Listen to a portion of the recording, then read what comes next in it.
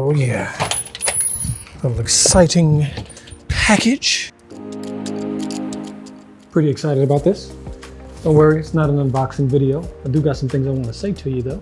2025 has been a pretty good year for me.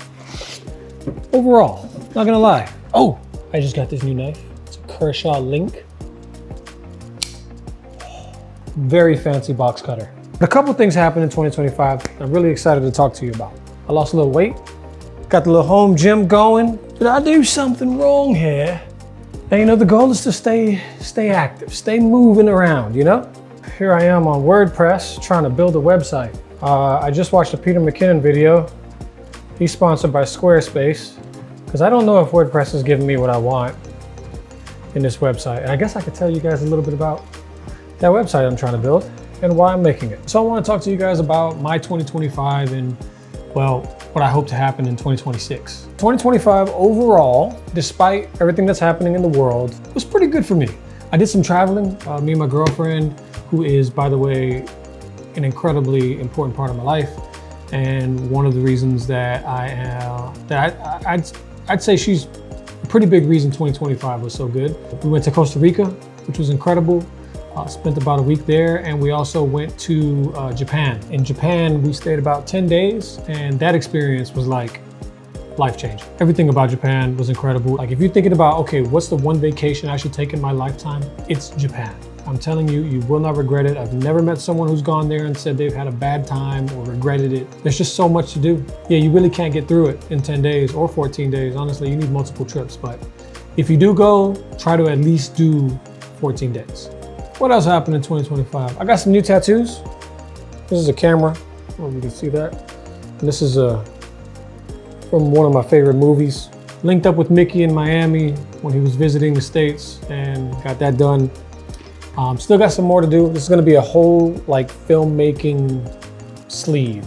I lost some weight, which was nice. It's been a struggle losing weight, primarily because I like eating and I love sweets and they love me too. When my girlfriend got on board and really started taking weight loss seriously, it kind of shifted everything for me because I don't know how to cook. She does. She started making some healthy meal prep that actually tasted good, and that changed the game because diet, as everyone will tell you, is the most important part. So yeah, I lost like 25 pounds roughly. I want to get a six-pack before it's all said and done. So that's the goal. See how that is. We'll see if that ever actually happens. Big thing that happened in 2025, right at the end of 2025, I got my black belt in Jiu-Jitsu.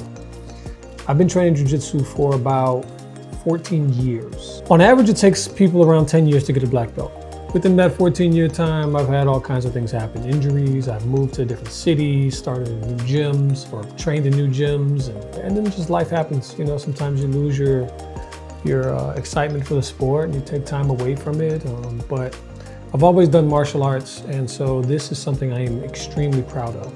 I also competed in a jiu-jitsu tournament at brown belt, not black belt, and I got a second place, and that's the first time I competed in 9 years. I'm pretty proud of that result as well. Work has been incredible. I work with a pretty dope team of creatives. I managed to talk them into shooting some commercials. The ads came out, I mean, honestly, it's probably one of the works I'm most proud of.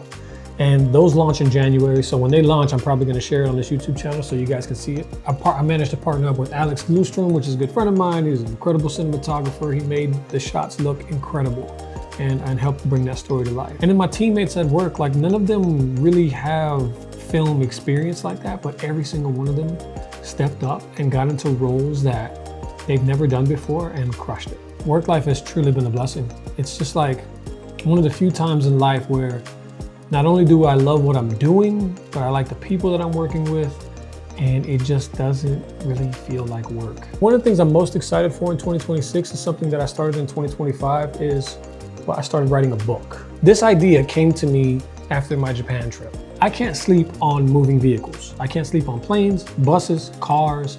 If it's moving, if I'm moving, I can't sleep. Which meant that on our way back from Japan, I'd gone somewhere around 18 hours, 19 hours without sleep before I finally got to bed. I wound up waking up at 4 a.m. randomly, which doesn't make sense because I was utterly exhausted, but I woke up at 4 a.m. and I got this idea. And I was like, I like this. but I really need to go to bed. I'm gonna just jot this down, make a note on my phone real quick, and I'm gonna try to go back to sleep. And I wrote a note, just kind of the premise, the idea that I had in my mind, very rough, and I put the phone down and I tried to go to sleep, and sleep would not come. All my mind could do was think about this story, to the point where I had to get up, go to the kitchen. I found some sticky notes and just start jotting down scenes that were coming to me for this idea. And I knew it had to be a book.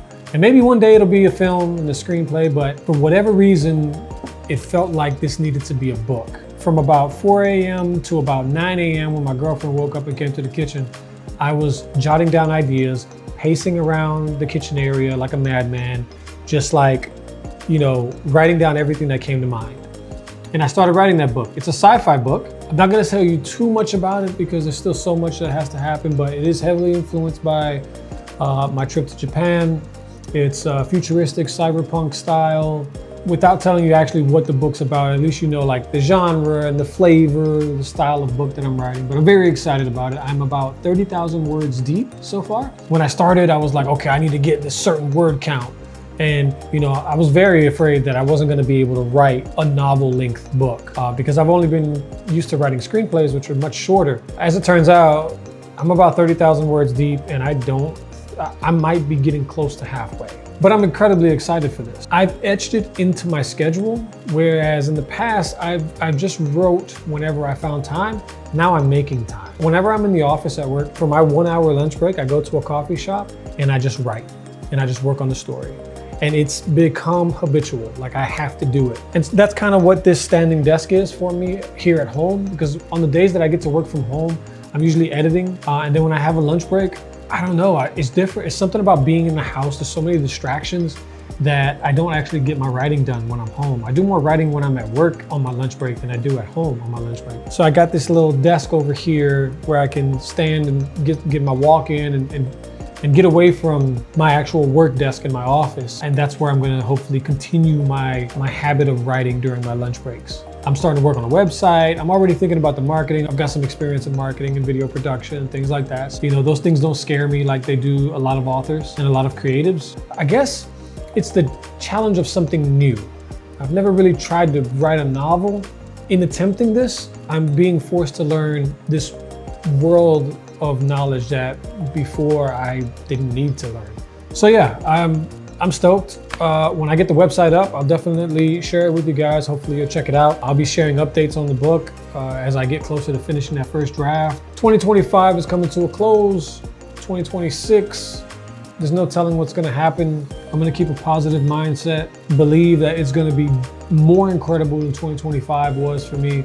And I hope it is for you too. I hope you have an awesome 2026. If 2025 didn't work out all that great for you, it's behind you now. There's nothing you can do about that. It is what it is. Hopefully, if nothing else, you learn something from it and you can make 2026 awesome. And with that, goodbye 2025, hello 2026, and let's make it awesome together.